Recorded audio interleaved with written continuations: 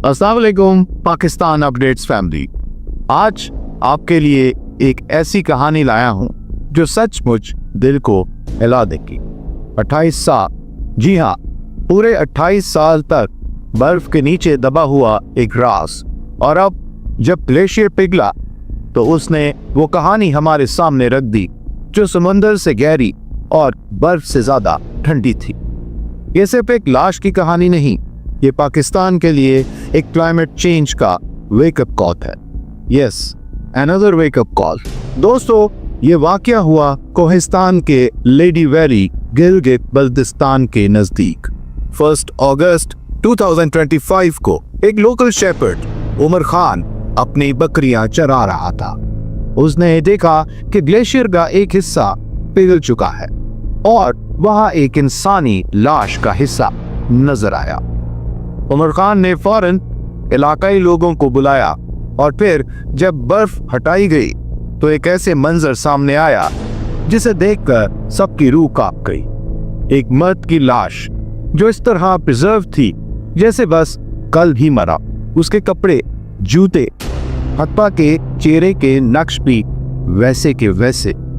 जब जेबें चेक की गई तो एक पुराना आईडी कार्ड मिला। नाम था नसीरुद्दीन, पलास के रहने वाला, जो 1997 में गुम हो गया था।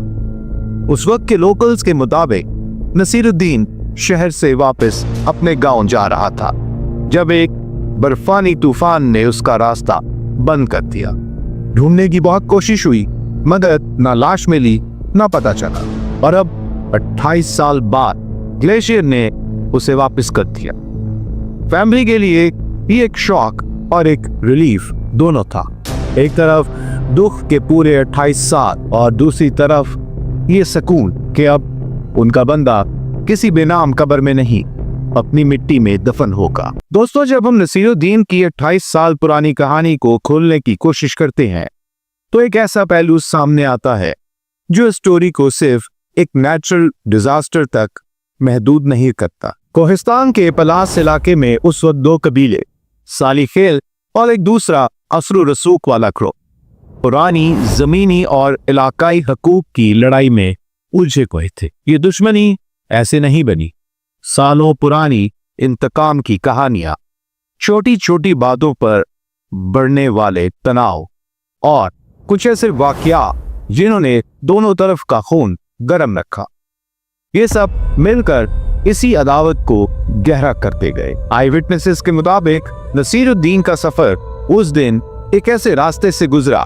जो दूसरे कबीले के इन्फ्लुएंस जोन के करीब था।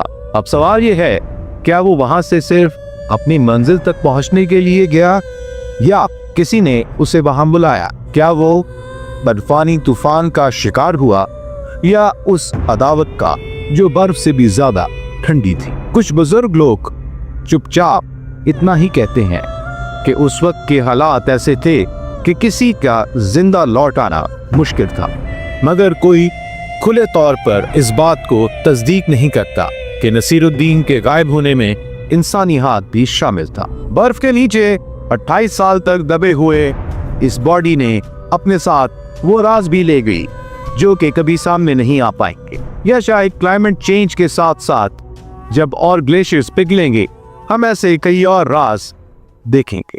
दोस्तों, ये कहानी सिर्फ एक लाश तक नहीं रुकती। सवाल ये है कि ग्लेशियर इतना तेजी से पिघल क्यों रहे हैं? पाकिस्तान के पास दुनिया के सबसे ज्यादा ग्लेशियर्स हैं। आर्टिक के बाद सेकंड लार्जेस्ट। सिर्फ गिलगित बल्तिस्तान में 7000 से ज्यादा ग्लेशियर्स हैं, लेकिन क्लाइमेट चेंज ने इनको खतरे में डाल दिया। पिछले कुछ सालों में टेम्परेचर्स नॉर्थ में एवरेज से 2 से 3% ज्यादा रिकॉर्ड हुए हैं। इसी वजह से ग्लेशियर्स तेजी से मेल्ट हो रहे हैं। ये सिर्फ पुरानी कहानियां जिंदा नहीं कर रही, ये नए खतरे भी ला रहे हैं, जैसे ग्लेशियल लेक आउटबर्स्ट फ्लड्स, जिन्हें हम ग्लॉफ्स कहते हैं।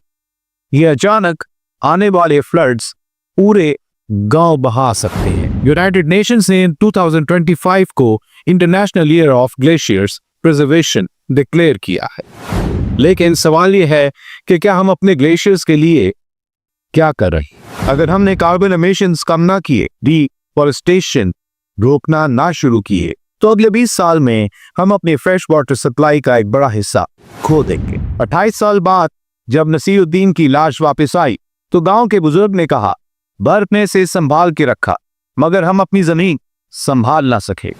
सोचिए, ग्लेशियर सिर्फ बर्फ का ढेर नहीं, ये हमारी हिस्ट्री, हमारी यादें, हमारी जिंदगी का हिस्सा है। कल को हो सकता है ये ग्लेशियर्स और भी कहानियां उजागर करें, शहीद, माउंटेनियर्स, गुमशुदा मुसाफिर, मगर साथ ही ये हमारे शहरों को पानी के समुंदर बनाते हैं। तो दोस्तों, आइए जानते हैं कि पाकिस्तान को अब तक क्लाइमेट चेंज की वजह से कितना नुकसान हुआ है। अगर हम पिछले 30 सालों का एवरेज लगाएं, पर IMF और इंटरनेशनल रिपोर्ट्स के मुताबिक 1990 से लेकर 2020 तक पाकिस्तान को हर साल क्लाइमेट चेंज की वजह से 2 से 3.8 बिलियन डॉलर्स का हर साल नुकसान होता रहा है।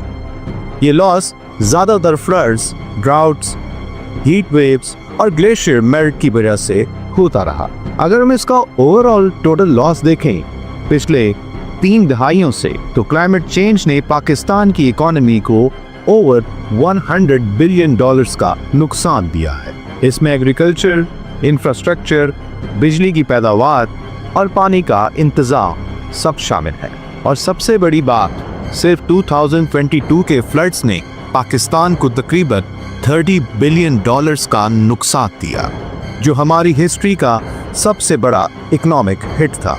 फिर 2023 और 2024 में क्लाइमेट रिलेटेड इवेंट्स जैसे ग्लोव्स, हीट वेव्स और अनसीजनल रेन्स ने मिलकर तकरीबन 15 बिलियन डॉलर्स का एक्स्ट्रा नुकसान किया। मतलब सिर्फ 2022 से 2024 3 सालों में पाकिस्तान को क्लाइमेट चेंज की वजह से 45 बिलियन डॉलर्स का नुकसान पहुंचा है। और अगर हम टाइमली एक्शन ना ले तो ये फिगर आगे 10 सालों में डबल हो सकती है। दोस्तों, ये स्टोरी सिर्फ एक ट्रेजिक टेल नहीं, ये एक मैसेज है। क्लाइमेट चेंज दूर का मसला नहीं, ये आज का मसला है। अगर आप चाहते हैं कि हमारे ग्लेशियर्स, हमारे शहर और हमारी हिस्ट्री महफूज रहे, तो हमें भी एक्शन लेना होगा। आप अपनी रोशनी बनाइए, बिजली बचाइए, पेड़ लगाइए और आवाज उठाइए। और हाँ, अगर ये वीडियो आपको इंफॉर्मेटिव लगी हो तो इसे शेयर जरूर कीजिएगा, कमेंट्स कीजिएगा और अपने थॉट्स जरूर लिखें। और पाकिस्तान अपडेट्स को सब्सक्राइब भी करें। मैं हूं आपका होस्ट इमरान। मिलते हैं अगली कहानी में। अल्लाह हाफिज।